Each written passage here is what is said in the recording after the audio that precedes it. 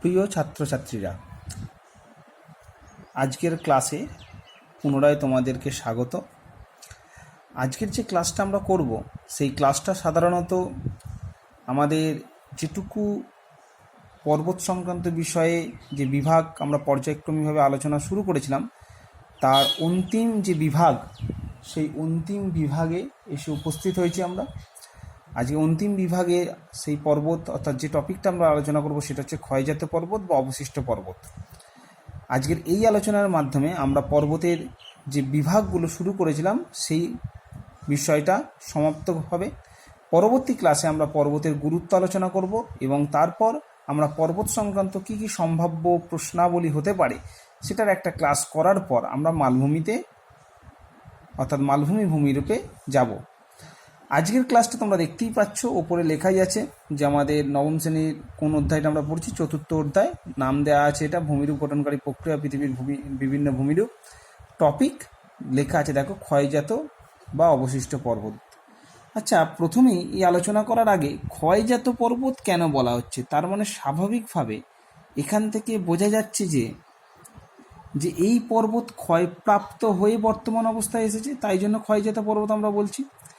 আবার অবশিষ্ট পর্বত কেন বলা হচ্ছে? অবশিষ্ট মানে হচ্ছে এই পর্বতের যে সমগ্র অংশটা ছিল সেই সমগ্র অংশের কিছু না কিছু অংশ ক্ষয়প্রাপ্ত হয়ে বাকি যে অংশটা অবস্থান করছে সেই বাকি অংশটা থাকার জন্য এটাকে আমরা অবশিষ্ট পর্বত বলছি। তাহলে দেখো, এই যে ক্ষয়জাত পর্বত এবং অবশিষ্ট পর্বত যে দুটো নামকরণ করা হয়েছে, সেই দুটো নামকরণের অর্থ কিন্তু আমি তোমাদের বললাম। ক্ষয়জাত মানে আমরা সাধারণ একটা ধারণা থেকে বুঝতে পারি যে ভূমিভাগ মূলত ক্ষয়প্রাপ্ত হয়ে বর্তমান অবস্থায় এসেছে, তাকেই আমরা ক্ষয়জাত বলে থাকি।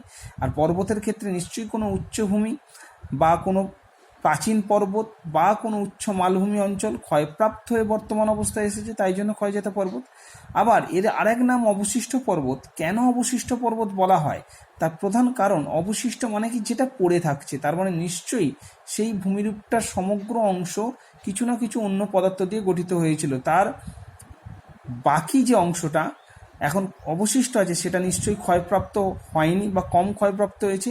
আর সমগ্র অংশের যে অংশটা পুরোপুরি ক্ষয়প্রাপ্ত হয়ে অপসারিত হয়েছে সেই অংশটা আর বর্তমানে নেই, তাই জন্য যেটা পড়ে আছে সেটাকে আমরা অবশিষ্ট হিসেবে তুলনা করতে পারি। দেখো, আমি একটা ছবি এঁকেছি, এই ছবির মাধ্যমে বোঝানোর চেষ্টা করি যে ধরো এই ভূমিরূপটা বা এই পর্বতটা বা এই উচ্চভূমি অঞ্চলটা প্রথম পর্যায়ে যখন সৃষ্টি হয়েছিল তার গঠনটা ছিল এতটা। অর্থাৎ এই যে দেখো অ্যারো চিহ্ন দিয়ে আমি দেখিয়েছি যে প্রাচীন ভূমি হিসেবে দেখিয়েছি 1 নাম্বার। পরবর্তী পর্যায়ে বিভিন্ন বহির্জাত শক্তির দ্বারা, এখানে আমি কিন্তু শব্দটা লিখছি, বহির্জাত শক্তি বা প্রক্রিয়ার দ্বারা এই অঞ্চলটা ক্ষয়প্রাপ্ত হয়েছে এবং এই ক্ষয়প্রাপ্ত পদার্থগুলো স্থানান্তরিত হয়ে বর্তমানে দেখা যাচ্ছে ক্ষয়ের ফলে সৃষ্ট বর্তমান ভূমিভাগের অবস্থানটা এইটা। অর্থাৎ এখান থেকে তার কিন্তু উচ্চতাটা অবনমন ঘটেছে। অর্থাৎ প্রাথমিক যে উচ্চতা ছিল সেই প্রাথমিক উচ্চতা থেকে উচ্চতা হ্রাসপ্রাপ্ত হয়ে বর্তমান যে ভূমিরূপটা দাঁড়িয়ে আছে এই অবস্থায়। অর্থাৎ বহির্জাত শক্তি বলতে আমরা এর আগেই যখন আমরা ভূমিরূপ প্রক্রিয়া শুরু করেছিলাম তখন আমরা বহির্জাত প্রক্রিয়া সংক্রান্ত ব্যাপারে বলেছিলাম। সেখানে আমরা কি বলেছিলাম যে নদী, বায়ু, হিমবাহ এই সমস্ত হচ্ছে বিভিন্ন বহির্জাত শক্তি। এছাড়া আমরা আবহবিকার দেখতে পাই, ক্ষয়ীভবন প্রক্রিয়া দেখতে পাই, নগ্নীভবন প্রক্রিয়া দেখতে পাই, যেগুলো বহির্জাত শক্তি হিসেবে ক্রিয়াশীল থাকে। তার প্রভাবে এই সমগ্র অংশটা দেখো ক্ষয়প্রাপ্ত হয়েছে, তার উপরের ভাগটা সমগ্র অংশে, সেই সমগ্র অংশের উপরিভাগ ক্ষয়প্রাপ্ত অপসারিত হয়ে বর্তমানে যে অংশটা পড়ে আছে সেটা কিন্তু কঠিন শিলা দ্বারা গঠিত। তার মানে স্বাভাবিকভাবেই এই অঞ্চলটা কিন্তু কোমল শিলা হবে, যেহেতু ক্ষয়প্রাপ্ত হয়ে অপসারিত হয়েছে। অর্থাৎ কোনো একটি প্রাচীন ভূমিভাগ বা উচ্চভূমি অঞ্চল পর্যায়ক্রমিক কঠিন ও কোমল শিলাস্তর দ্বারা গঠিত হওয়ার পর সেটা বিভিন্ন বহির্জাত শক্তির প্রভাবে ক্ষয়প্রাপ্ত হয়ে তার উচ্চতা যদি হ্রাসপ্রাপ্ত হয় এবং বর্তমান যে ভূমিরূপটা দাঁড়িয়ে থাকছে সেই ভূমিরূপটার নাম আমরা ক্ষয়জাত পর্বত হিসেবে চিহ্নিতকরণ করছি। তাহলে ডেফিনেশনটাকে যদি আমরা সাজিয়ে নিই, দেখো এখানে আরেকবার একটুখানি ছবিটা ভালো করে ইন্ডিকেট করছি, এটা ক্ষয়ের পূর্ব অবস্থা আর ক্ষয়ের পর বর্তমান অবস্থায় এসেছে। তাহলে আমরা ডেফিনেশনটা যদি বলি যে প্রাকৃতিক শক্তির ক্ষয়কার্যের ফলে, কোন ধরনের শক্তি? বহির্জাত শক্তি, অর্থাৎ এক্সোজেনেটিক ফোর্সেস এইটা কিন্তু খুব মাথায় রাখবে। শক্তির ফলে প্রাচীন উচ্চভূমির নরম শিলাস্তর মানে কোমল শিলাস্তর ক্ষয়প্রাপ্ত হয়ে অপসারিত হলে সেই উচ্চভূমি কী হয়, তার উচ্চতা হ্রাস পেয়ে কঠিন শিলা দ্বারা গম্বুজাকার, অর্থাৎ যে গঠনটা তৈরি করছে সেটা গম্বুজাকার হয়ে থাকে, যে পর্বত সৃষ্টি করছে তাকে আমরা ক্ষয়জাত পর্বত বলি। ক্লিয়ার? অর্থাৎ এখানে আমরা দেখতে পাচ্ছি যে এই যে ভূমিরূপটা তৈরি হচ্ছে সেটা কিন্তু পর্বতের মতো শৃঙ্গ তার থাকছে না, যেহেতু ক্ষয়প্রাপ্ত হয়ে বর্তমান রূপটা তারা প্রাপ্ত হচ্ছে এই ভূমিরূপ, তাই জন্য এই যে ভূমিরূপের যে মস্তক ভাগটা বা শীর্ষ দেশের যে অঞ্চলটা কিন্তু গম্বুজাকারের হচ্ছে। বোঝানো গেল। এরপর আমরা কি দেখব, এই পর্বতের বৈশিষ্ট্য দেখব। বৈশিষ্ট্য আলোচনা প্রসঙ্গে আমরা যদি এই ছবিটাকেই লক্ষ্য করি তাহলে দেখো এখানে আমরা কিন্তু প্রথমেই লিখতে পারি যে এটা মূলত এই পর্বত সৃষ্টির ক্ষেত্রে আমরা দেখতে পাই যে বহির্জাত প্রক্রিয়া মূলত কার্যকারী শক্তি, অর্থাৎ এখানে আমরা লিখতেই পারি যে বহির্জাত প্রক্রিয়া মূলত কার্যকারী শক্তি। 2 নম্বর আমরা কি লিখতে পারি? 2 নম্বর আমরা লিখতে পারি যে দেখো, যেহেতু এটা প্রাচীন কোনো উচ্চভূমি, প্রাচীন কোনো পর্বত, যেমন আমি উদাহরণগুলো পরে একটু ক্লাসিফিকেশনের বেসিসে বলবো বা সৃষ্টির বেসিসে বলবো, তা আমি বলে রাখছি, যেমন আরাবল্লী পর্বত আমরা জানি প্রাচীন ভঙ্গির পর্বত। যেহেতু প্রাচীন কোনো উচ্চভূমি বা কোনো মালভূমি ক্ষয়প্রাপ্ত হয়ে এই বর্তমান অবস্থাটাতে আসে ক্ষয়জাত পর্বতের, তাই জন্য এই পর্বতের যে বয়স সেটা হবে সব থেকে প্রাচীন। তাহলে এটা হচ্ছে বয়সে অত্যন্ত প্রাচীন। সেকেন্ড বৈশিষ্ট্য হিসেবে আমরা দেখতে পারি। থার্ড কি আমরা দেখব, যেহেতু আমি আগেই বললাম চিত্রটা দেখে যে এই পর্বতের উপরিভাগটা অর্থাৎ সমগ্র অংশের উপরি অঞ্চলটা যেটা কোমল শিলাস্তর দ্বারা গঠিত সেটা ক্ষয়প্রাপ্ত হয়ে অপসারিত হয়েছে, তাই এই পর্বতের কিন্তু আমরা পর্বতের একটা হচ্ছে বৈশিষ্ট্য শৃঙ্গ দেখতে পাওয়া যায়, সেটা কিন্তু লক্ষ্য করি না। অর্থাৎ এই পর্বতের গঠন কিন্তু হয় গম্বুজ আকৃতির মতো, গম্বুজ আকৃতি মতো হয়ে থাকে। আমরা শুধুমাত্র পয়েন্টসগুলো লিখছি। 4 নম্বর দেখো, আমরা কি দেখতে পাচ্ছি এই পর্বতের উচ্চতার কি হচ্ছে পরিবর্তন। কি ধরনের পরিবর্তন? দেখো আমি অ্যারো চিহ্ন দিয়ে দেখিয়েছি পর্বতের প্রাথমিক যে গঠন ছিল, অর্থাৎ যে ভূমিভাগটা প্রাথমিক অবস্থা ছিল সেখান থেকে তার উচ্চতার কিন্তু ক্ষয়প্রাপ্ত হয়ে পরিবর্তন হচ্ছে। অর্থাৎ কি হচ্ছে, ঋণাত্মক চেঞ্জ। অর্থাৎ দেখো এখান থেকে এখানে নামছে, অর্থাৎ অবনমন ঘটছে। তাহলে এখানকার যে ভূমিরূপ ক্ষয়জাত পর্বতের যে উচ্চতা, সেই উচ্চতাটা কিন্তু প্রাথমিক পর্যায়ে যে ভূমিভাগটার উচ্চতা ছিল তার থেকে কমে গিয়ে ক্ষয়জাত পর্বত তৈরি হয়েছে। তাই জন্য এই পর্বতের উচ্চতা কিন্তু কম হবে, তুলনামূলকভাবে কম, তুলনামূলকভাবে কম। তাহলে উচ্চতা কম হবে। উচ্চতা যখনই কম হবে স্বাভাবিকভাবেই আমরা পরের বৈশিষ্ট্য লিখে দিতে পারি, তার মানে বন্ধুরতা যেটা আমরা এখানে দেখি সেই বন্ধুরতাটাও কিন্তু এখানে কম পরিলক্ষিত হবে। তাহলে এখানে আমরা কিন্তু বন্ধুরতাও কম দেখতে পাচ্ছি। বোঝানো গেল? তাহলে এতগুলো বিষয় আমরা কিন্তু 5টা যে আমি দেখো পরপর দেখলাম সেটা আমরা এই ক্ষয়জাত পর্বতের বৈশিষ্ট্য হিসেবে লিখলাম। আর কি, যেহেতু দেখো উচ্চতা কম, বন্ধুরতা কম, তার মানে কি এখানে কি ঢাল কি হবে? ঢাল কম হবে। এবার দেখো এই যে ক্ষয়জাত পর্বত মূলত যেটা অবশিষ্ট অবস্থায় পড়ে আছে বলে এটাকে আমরা অবশিষ্ট পর্বত নামেও চিহ্নিতকরণ করি। নিশ্চয়ই এটা কেন ক্ষয়প্রাপ্ত হয়ে যায়নি?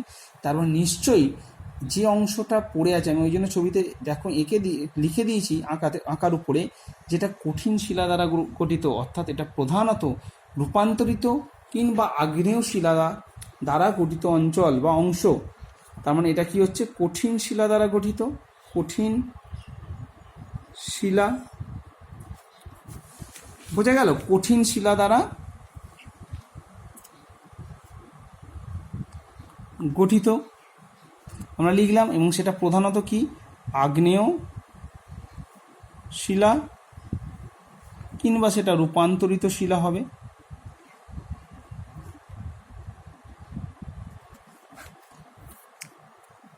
আশা রাখছি তোমরা বুঝতে পেরেছো। তাহলে দেখো আমি 7টা বৈশিষ্ট্য কিন্তু আমাদের ক্ষয়জাত পর্বত বা অবশিষ্ট পর্বতের কিন্তু আলোচনা করলাম। এরপর আমরা যে বিষয়টা দেখব যে এই পর্বতের তাহলে উৎপত্তি কী কীভাবে হতে পারে। দেখো, আমরা এই উৎপত্তিটাকে 3টে ক্যাটাগরিতে ভাগ করে বলতে পারি। 1 নম্বর হচ্ছে ভঙ্গিল পর্বত, অর্থাৎ প্রাচীন ভঙ্গিল পর্বত। তার যে কোমল অংশ বিভিন্ন বহির্জাত প্রক্রিয়ায় ক্ষয়প্রাপ্ত হয়ে এবং অপসারিত হওয়ার পর যে অংশটা অবশিষ্ট থাকে সেই অংশটা ক্ষয়জাত পর্বতে রূপান্তরিত হয়ে থাকে। যেমন ধরো, প্রাচীন ভঙ্গিল পর্বতের উদাহরণ হিসেবে আমরা আরাবল্লী পর্বতের কথা আমরা বলতে পারি। আবার দেখো, আগ্নেয় পর্বত ক্ষয়প্রাপ্ত হয়ে আমরা দেখতে পাই যে কখনো কখনো আগ্নেয় পর্বত বিভিন্ন রকম প্রাকৃতিক শক্তির ঘাত প্রতিঘাতে তার মধ্যে অবস্থানকারী কিছুটা কোমল শিরা অংশ ক্ষয়প্রাপ্ত হয়ে অপসারিত হলে সেটা দেখা যায় যে আমাদের নর্মালি ক্ষয়জাত পর্বত হিসেবে অবস্থান করে। এক্ষেত্রে আমি অবশ্যই বলবো এই যে আগ্নেয় পর্বতের ক্ষয়ের যে অংশটা সেটা আমরা যুক্তরাষ্ট্রে হেনরি পর্বতের উদাহরণ হিসেবে দেখতে পারি। এবং এক্ষেত্রে দেখা যায় যে হেনরি পর্বত মূলত উদ্ভেদী অগ্নুদ্গমের ফলে সৃষ্ট হয়েছিল। উদ্ভেদী অগ্নুদ্গমজাত পর্বত, অর্থাৎ উদ্ভেদী ভূমিরূপ যেটা ভূ অভ্যন্তরে ছিল, তারপর বিভিন্ন বহির্জাত প্রক্রিয়ায় ভূমিভাগ ক্ষয়প্রাপ্ত হয়ে অপসারিত হওয়ার পর সেটা সৃষ্ট হয় ভূপৃষ্ঠে এবং তারপর সেটা ক্ষয়প্রাপ্ত হয়ে বর্তমান অবস্থায় দাঁড়িয়ে থাকে, অর্থাৎ যুক্তরাষ্ট্রের হেনরি পর্বত এর একটা উদাহরণ। আবার প্রাচীন মালভূমি বা কোনো উচ্চভূমি সুদীর্ঘকাল ধরে প্রাকৃতিক শক্তির দ্বারা ক্ষয়প্রাপ্ত ও ব্যবচ্ছিন্ন হয়ে তার কঠিন অংশটুকু কেবলমাত্র অবশিষ্ট হিসেবে দাঁড়িয়ে থাকতে দেখতে পাওয়া যায়। এক্ষেত্রে আমরা মহাদেব বা মহাকাল পর্বতের উদাহরণ হিসেবে দেখতে পারি। অর্থাৎ দেখো, 1 নম্বর আমি একটুখানি লিখেই দিচ্ছি তোমাদের সুবিধার জন্য। একটা হচ্ছে প্রাচীন ভঙ্গিল পর্বতের ক্ষয়প্রাপ্ত অংশ, প্রাচীন ভঙ্গিল পর্বত ক্ষয়প্রাপ্ত হয়ে তৈরি। যেমন আমি আরাবল্লীর উদাহরণটা বললাম, ক্ষয়প্রাপ্ত হয়ে, এখানে ক্ষয়প্রাপ্ত কথাটা একটু লিখে দিই যাতে সুবিধা হয়।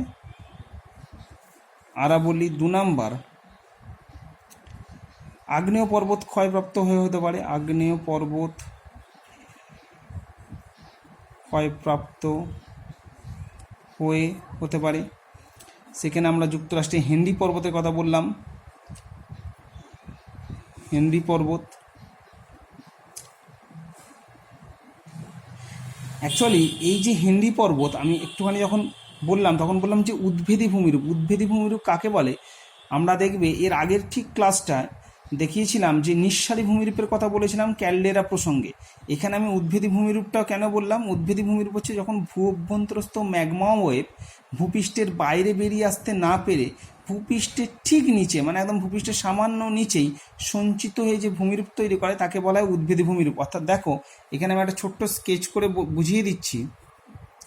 ধরো এটা একটা ভূপৃষ্ঠ রেখা, এখান থেকে ম্যাগমা গহ্বর থেকে ম্যাগমা এই পথে উপর দিকে উঠছে, যেগুলো বাইরে বেরিয়ে এলো সেটা হচ্ছে লাভা। আমরা জানি, এখানে লিখি আমরা লাভা। কিন্তু কখনো কখনো দেখা যায় এই অঞ্চলটা গভীরতা অনেক বেশি হওয়ার জন্য বা কঠিনভূত হওয়ার জন্য এখান থেকে ফাটিয়ে দিয়ে আমাদের ম্যাগমা কখনো কখনো বেরিয়ে আসতে দেখতে পাওয়া যায় না। ফলে ম্যাগমা ঠিক ভূপৃষ্ঠের কাছাকাছি এসে আমাদের সঞ্চয় হতে দেখতে পাওয়া যায়। যেমন আমরা উদ্ভিদী আগ্নেয়শিলা সঞ্চয়ের কথা পড়েছিলাম, তেমন এই ম্যাগমা যখন এখানে এসে সঞ্চিত হয় এটাকে আমরা উদ্ভিদী ম্যাগমা অবয়ব সঞ্চয় বা যে ভূমিরূপ তৈরি করে তাকে উদ্ভিদী আগ্নেয় ভূমিরূপ বলি। তার মধ্যে যেমন কয়েকটা নাম আমি বলতে পারি, যেমন সিল একটা উদ্ভিদী ভূমিরূপ, ডাইক একটা উদ্ভিদী ভূমিরূপ। তারপর ধরো আমি বললাম আরেকটু ওপর আমি লিখছি, দেখো ল্যাকোলিথ। এগুলো এই যে সিল, ডাইক, ল্যাকোলিথ আমি লিখেছি, এগুলো আমাদের অগ্নুদ্গমের ফলে সৃষ্ট উদ্ভেদী ভূমিরূপ, অর্থাৎ যেটা ভূ অভ্যন্তরে দেখতে পাওয়া যায় ঠিক ভূপৃষ্ঠের নিচে। এই জাতীয় ভূমিরূপগুলো কী হয়, বিভিন্ন বহির্জাত শক্তির প্রভাবে যখন ভূপৃষ্ঠের উপরের অঞ্চলটা ক্ষয়প্রাপ্ত হয় তখন দেখা যায় এই ভূমিরূপগুলো দেখতে পাওয়া যায়। ফলে স্বাভাবিকভাবে এদের উচ্চতা অনেকটা কম হবে, তাই জন্য এটাকে আমরা ক্ষয়জাত পর্বত হিসেবেও অনেক সময় দেখি। তাই জন্য আগ্নেয় পর্বত ক্ষয়প্রাপ্ত হয়ে যে হেনরি পর্বত, এটা এক ধরনের কিন্তু এই উদ্ভেদী অগ্নুদ্গমের ফলে সৃষ্টি হয়েছিল এবং পরবর্তীকালে সেটা বিভিন্ন বহির্জাত শক্তির প্রভাবে ক্ষয়প্রাপ্ত হয়ে ক্ষয়জাত পর্বতরূপে অবস্থান করছে। আর একটা কি আমি বললাম, 3 নম্বর দেখো আমি আরেকটা বলেছিলাম, 3 নম্বর প্রাচীন মালভূমি।